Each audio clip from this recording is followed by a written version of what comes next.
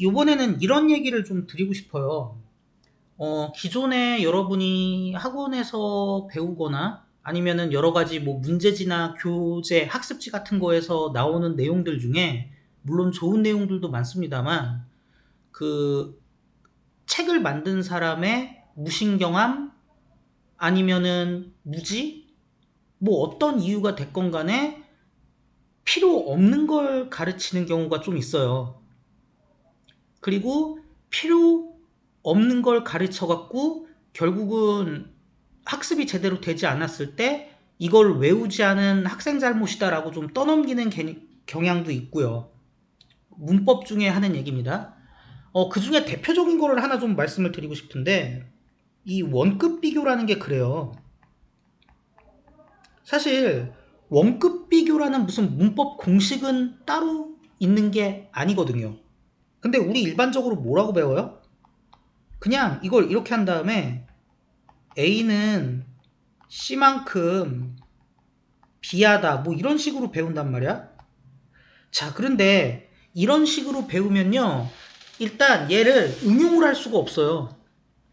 근데 요즘 많이 문제되는 게 서술형인데 이런 공식으로만 배우니까는 여기 있는 애들 뭐 몇 개 계속 갈아 끼면은 그거 해석은 어떻게 되겠지. 근데 조금만 응용하려 그러면, 그리고 여기서 조금만 다른 문장이 나오면 해석을 못 해버린다고요. 그런 사태는 좀 발생하지 않았으면 하는 마음에서 한번 이렇게 말씀을 드려보겠습니다. 첫 번째, 비교라는 활동은 비교하는 대상과 비교의 기준이 필요합니다. 그 다음, as는 워낙에 사용되는 뜻이 많죠. 그래서 얘는 부사로도 사용하고요, 전치사로도 사용하고 접속사로도 사용하고 뭐 등등등 많아요. 사실 다른 걸로도 몇 개 더 있는데 뭐 그런 얘기까지 할 필요는 없고. 자, 그럼 이렇게 한번 위에 있는 문장을 가지고 생각을 해보죠.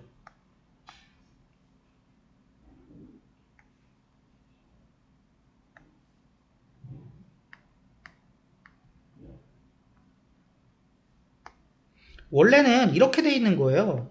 A, as, B, as C라는 게 있을 때 이게 하나의 공식이 아니고 얘는 일단 비교 대상인 거죠. 얘가 대상 2인 거고요. 얘는 뭐예요? 비교하는 기준이지. 그리고 이게 뭐예요? 부사인데 한 똑같이 정도로 해석될 수 있는 부사입니다. 그리고 얘는 뭐예요? 뒤에 뭐 문장이 나오냐, 단어 하나가, 명사 하나가 나오냐에 따라 달라지겠지만 전치사 또는 접속사로서 뭐뭐만큼, 뭐뭐같이, 뭐 이런 뜻, 결국에 같은 얘기죠. 뭐뭐처럼 이런 뜻을 가진 전치사 또는 접속사입니다. 자, 그러면 as가 따로 있는 거라고. 그냥 A는 똑같이 B한 거야. C만큼, C처럼. 원래 이렇게 해석하셔야 돼요. 그래서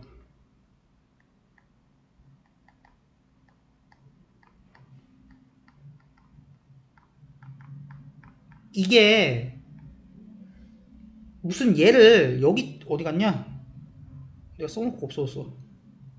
공식처럼 톰이 제리만큼 똑똑하다 이게 아니고 톰은 똑같이 똑똑해 제리만큼 이렇게 해석을 해야 응용이 된다고요.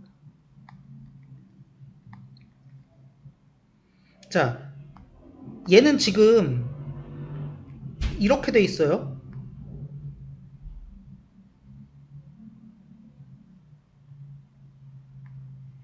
이게 왜 이렇게 된 걸까요? 원래는 이거였던 거야.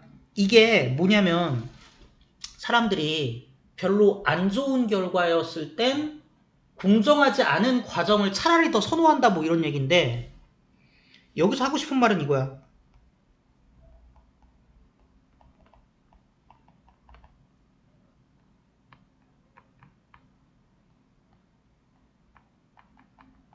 좋지 못한 결과와 뭐 그렇다고 해갖고 결과가 좋지 못한데 뭐 공정한 과정이었으면은 덜 열받는 건 아니잖아요. 그러니까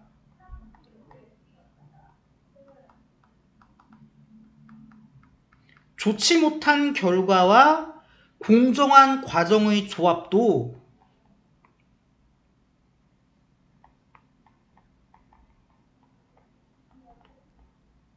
아 이거 써야 돼? 오려 붙일게요 그냥.